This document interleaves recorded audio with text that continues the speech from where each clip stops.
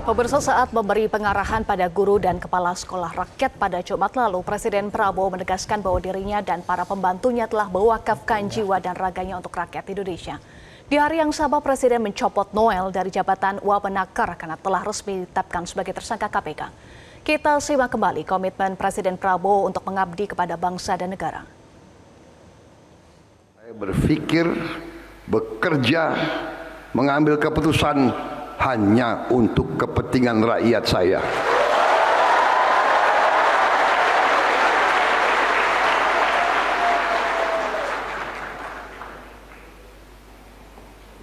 Saya kira saya bersama rekan-rekan saya, menteri-menteri saya, panglima-panglima saya kira kita sudah wakafkan jiwa dan raga kita untuk rakyat Indonesia.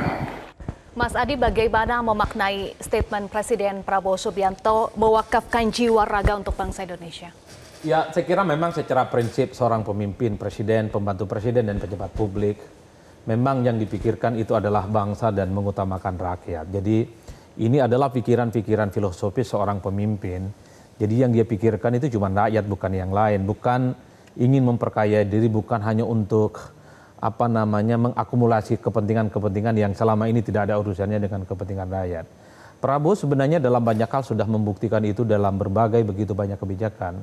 Soal program makan bergizi gratis, sekolah rakyat, koperasi desa merah putih, dan seterusnya. Tentu terlepas dari pro dan kontra, ini kan adalah gagasan-gagasan besar. Bagaimana ekosistem ekonomi itu kan sudah mulai muncul di bawah, dari desa, dari petani yang kemudian diproteksi dan diberikan kemewahan untuk terus tumbuh sebagai wilayah dan sebagai orang yang kemudian menjadi subjek dari sebuah pembangunan.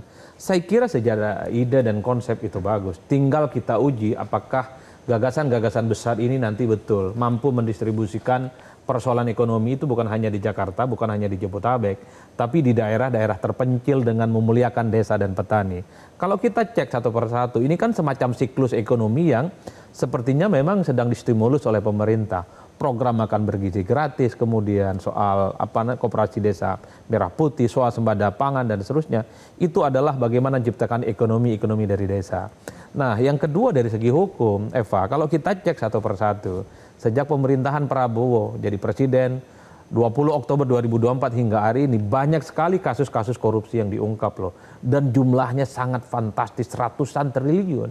Makanya tidak mengherankan kalau ada survei yang mengatakan bahwa tingkat kepuasan publik soal supremasi hukum, pemberantasan korupsi itu hampir mencapai 80%. Untuk pemerintahan yang usianya kurang lebih belum setahun, saya kira ini adalah tingkat approval rating yang saya kira sangat surprise.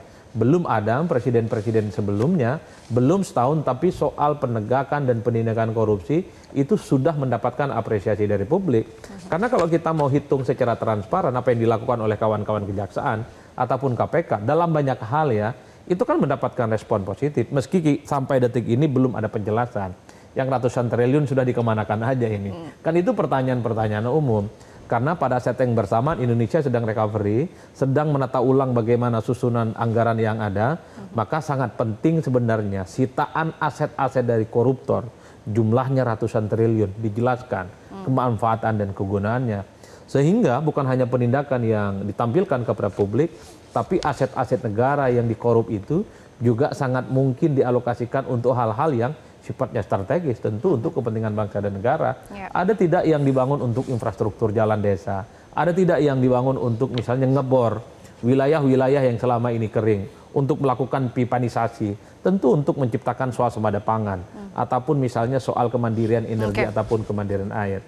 Jadi saya memaknai itu dalam konsep filosofis, bahwa seharusnya memang seorang presiden plus para pembantu, menteri, wakil menteri, dan kepala badan harusnya memang berpikir bagaimana mereka itu pejabat publik yang memang harus down to earth. Mereka itu berpikirnya cuma satu, rakyat dan rakyat, dan bukan yang lain. Karenanya tidak mengherankan kalau mau jujur, apa yang terjadi pada Bung Noel ini dikhawatirkan akan menjadi titik noda dari keinginan-keinginan besar memberantas korupsi yang ada di Indonesia. Untungnya pemerintah itu tegas, untungnya pemerintah itu langsung cut off Noel dipecat, diberhentikan. Di hari yang sama saat ditetapkan di sebagai hari tersangka. yang sama. Ini kan sebagai salah satu bentuk untuk mengamputasi bahwa persoalan korupsi di Indonesia nggak ada tempatnya. Korupsi di Indonesia nggak ada temannya. Korupsi di Indonesia itu tidak ada pelindungan apapun. Saya mengatakan jangan so asik deh. Sekalipun pernah membantu, pernah memenangkan, sepanjang melakukan tindakan-tindakan korup, itu yang saya tangkap dari pemerintahan hari ini. Makanya ke depan gaspol, ini banyak kok persoalan-persoalan kayak gini. Tinggal dicari di mana ikan-ikan besar yang seperti ini yang harus diusut, yang jauh lebih jauh. Saya kira di situ sebenarnya, Pak. Ada tanggapan, Bu Irma? Presiden sudah sangat concern dengan isu anti korupsi. Semua anggota kabinet juga berulang kali diingatkan ya. Tapi kok masih ada yang tersandung, Noel yang menjadi yang pertama? Ya, saya kira seperti yang saya bilang tadi, kan mohon maaf juga, mungkin saya juga melakukan kritisi ya. Right man in the right place itu juga penting gitu ya. Saya berpikir orang seperti Noel ini gitu ya, dia sebenarnya punya kapasitas, tapi dia nggak punya akuntabilitas gitu. Nah, maka terjadi seperti ini. Nah, ke depan ini pelajaran bagi anak-anak muda yang kemudian merintis ya di dunia politik, masuk menjadi politisi, kemudian jadi pejabat. Ini menjadi peringatan gitu ya untuk bisa menunjukkan jati diri mereka sebagai penerus bangsa ya. Jadi tidak hanya penting kapasitas, tapi sangat penting punya akuntabilitas gitu ya. Kepercayaan dan moral itu penting sehingga mereka tidak terjebak dalam dunia yang begini. Mohon maaf, hari ini pragmatisme itu luar biasa. Untuk jadi anggota DPR aja katanya harus punya uang banyak gitu ya. Kemudian mau jadi pejabat juga banyak juga rakyat yang bilang harus nyogok kanan nyogok kiri gitu ya. Ini juga kan harus diperbaiki. Dan Pak Presiden punya program untuk memberantas semua ini, untuk memperbaiki semua ini dari hulu ke hilir.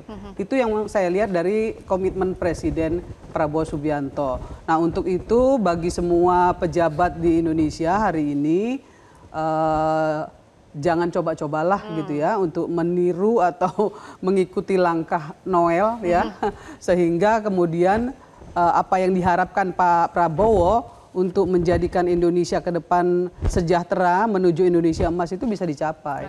Karena mereka semuanya adalah pembantu-pembantu presiden yang diberikan amanah oleh presiden untuk mengerjakan amanah rakyat. Betul. Jadi penting bagi saya akuntabilitas. Akuntabilitas penting. Semoga Noel menjadi yang pertama dan terakhir saja ya. Bu Irma, nanti kita bahas. Insya Allah kita bahas lagi. Usai jeda, pemirsa tetaplah bersama kami. Download Metro TV Extend sekarang.